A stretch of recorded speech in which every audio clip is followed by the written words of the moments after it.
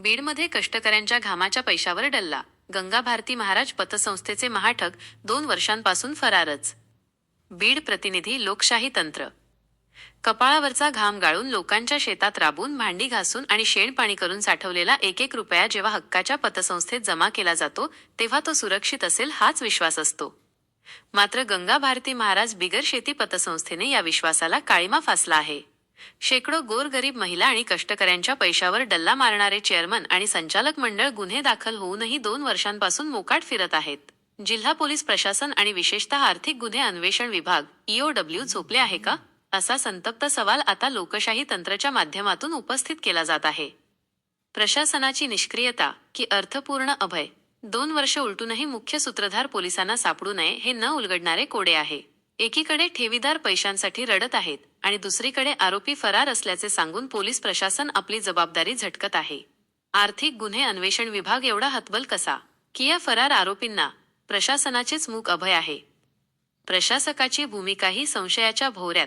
पतसंस्थेवर नियुक्त केलेले प्रशासक वसुली तर करत आहेत, मात्र जमा झालेले पैसे ठेवीदारांपर्यंत पोहोचवण्यास टाळाटाळ केली जात असल्याचे समोर येत आहे. वसुलीचा पैसा जातो कुठे? हा पैसा ठेवीदारांना का मिळत नाही? प्रशासक नेमका कोणाचा फायदा करून देत आहेत? जिल्हाधिकाऱ्यांच्या दारात न्यायाची आर्तहाक. हताश झालेल्या ठेवीदारांनी आता शेवटचा पर्याय म्हणून जिल्हाधिकारी कार्यालयासमोर आमरण उपोषण सुरू केले आहे. आमचे पैसे आम्हाला मिळवून द्या, आमचा कोणीच वाली नाही, अशी आर्तहाक या कष्टकऱ्यांनी दिली आहे. भांडी घासून आणि कष्ट करून जमवलेला पैसा बुडाल्याने अनेक कुटुंबांची अवस्था दयनीय झाली आहे. आता तरी खाकीची पकड मजबूत होईल का? आमचं कोणीच काही वाकडे करू शकत नाही या आविर्भावात वावरणाऱ्या त्या भ्रष्ट संचालक मंडळाला बेड्या ठोकण्याचे धाडस प्रशासन दाखवणार का? जिल्हाधिकारी या प्रकरणात गांभीर्याने लक्ष देऊन गोरगरिबांना त्यांचा कष्टाचा पैसा परत मिळवून देणार का, याकडे संपूर्ण जिल्ह्याचे लक्ष लागले आहे. आपल्या लोकशाही तंत्र YouTube चॅनलला सबस्क्राईब करा, लाईक करा आणि शेअर करा. तसेच आमच्या फेसबुक आयडीला फॉलो करा. लोकशाही तंत्र, आवाज आपल्या लोकशाहीचा. सर्वसामान्यांचे प्रश्न आणि भ्रष्टाचाराविरुद्ध आवाज उठवणारे आपल्या हक्काचे व्यासपीठ म्हणजेच लोकशाही तंत्र. बातम्या व जाहिरातीसाठी संपर्क 9209212223. तक्रार निवारण यंत्रणा. लोकशाही तंत्र भारत सरकारच्या माहिती तंत्रज्ञान, मध्यवर्ती मार्गदर्शक तत्त्वे आणि डिजिटल मीडिया आचारसंहिता नियम 2021 अंतर्गत असलेल्या आचारसंहितेचे पालन करण्यास वचनबद्ध आहे. आमच्या news YouTube, Facebook, digital news banners आणि पब्लिकेशन्स पोर्टलवर प्रसिद्ध झालेल्या कोणत्याही बातमी किंवा मजकुराबाबत आपली तक्रार असल्यास आपण खालील अधिकृत तक्रार निवारण अधिकाऱ्याशी संपर्क साधू शकता. तक्रार निवारण अधिकारी, ग्रीव्हन्स रिड्रेसल ऑफिसर. नाव सय्यद राज शौकत जागीरदार, संपादक. संपर्क क्रमांक 9209212223. Email ID adline21@gmail.com. पत्ता लोकशाही तंत्र भवन, गडी गेवराई रोड, केसापुरी कॅम्प, माजलगाव. तक्रार कशी करावी? तक्रार बातमी प्रसिद्ध झाल्यापासून 15 दिवसांच्या आत करणे आवश्यक आहे. तक्रारीमध्ये बातमीची लिंक, URL, बातमीची तारीख आणि तुम्हाला ज्या भागावर आक्षेप आहे त्याचा स्पष्ट उल्लेख असावा.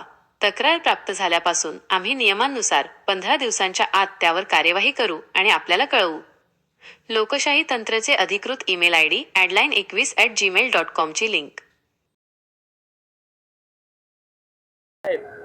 आज या ठिकाणी आम्ही सर्व गंगा भारती महाराज बिगर शेती पतसंस्थेतील सर्व ठेवीदार या ठिकाणी उपोषणाचा या ठिकाणी आम्ही पवित्रा घेतलेला आहे. गेल्या 2 वर्षापासून प्रशासकाची नियुक्ती होऊन देखील त्यांच्या भूमिकेवर निष्क्रियता दिसून येत आहे. या ठिकाणी लेखापरीक्षक जो अहवाल तयार करायचा आहे, अहवाल देखील संगनमताने संस्थेतील कर्मचारी हाताखाली धरून अहवाल देखील सादर करीत नाहीत.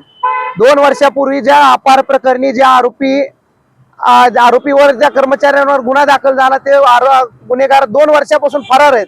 पोलीस प्रशासना देखील या निष्क्रियता दिसून येत आहे. या ठिकाणी लवकर लेखापरीक्षणाचा अहवाल सादर करावा. संस्थेचे अध्यक्ष, सचिव, उपाध्यक्ष आणि संचालक मंडळ अजूनही मोकाट आहेत. पूर्णपणे आमच्या समोरून गेले तरी आम्हाला काही बोलता येत नाही. त्यांच्यावर लवकरात लवकर गुन्हा दाखल करून त्यांना अटक करावी. आणि सर्व इथं तुम्ही बघत असताना या वयस्कर सगळ्या महिला आहेत, यांनी एक एक रुपया काम करून, धुणे भांडी करून आपले पुंजे या बँकेमध्ये जमा केली होती. आणि आज अक्षरशः त्यांच्या नातीचं लग्न आहे, मुलीचं लग्न आहे, आज माझं सुद्धा शिक्षण आहे. या शिक्षणासाठी देखील मला पैसे नाही आहेत. आज आम्ही या ठिकाणी बसलेलो आहोत. जिल्हा अधिकारी यांच्याकडून पत्र गेलं डीडीआर ऑफिसला, मात्र डीडीआर कडून आम्हाला अद्याप कोणी संपर्क साधला नाही. आम्ही साधला असता आम्हाला म्हणते आम्ही येऊ शकत नाही. आज आता आम्ही काय करावं याची प्रसार माध्यमांनी तरी दखल घ्यावी अशी आम्ही